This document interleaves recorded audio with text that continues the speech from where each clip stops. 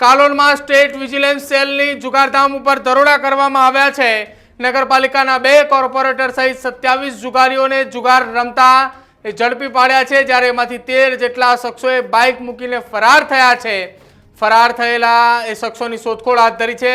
ભાજપના કોર્પોરેટર આશિષ સુથાર અને સાથે જ અર્જુન રાઠોડ કે જેઓ જુગાર રમતા ઝડપાયા છે।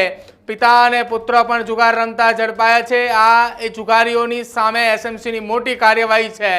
કુલ 40 જેટલા શખ્સોએ જુગાર રમી રહ્યા હતા। એ શ્રાવણીયો જુગાર હાલ સ્ટેટ મોનિટરિંગ સેલ આ આખી ઘટના મામલે તપાસ કરી રહી છે। જો કે 23 બાઇક મળીને કુલ 1.28 લાખ રોકડ સાથે જ અનેક એવા જે ત્યાં એ જુગાર રમનારા આવ્યા હતા એ જુગારીઓના મોબાઈલ ફોન આ દોલતપુરા નજીક કાલોલના નામચીન જુગારીઓએ ભેગા થઈ શ્રાવણીઓ જુગાર રમતા હતા। જ્યારે આ જુગાર રમતા હતા એ દરમિયાન એસએમસીની ટીમે કાર્યવાહીની શરૂઆત કરી।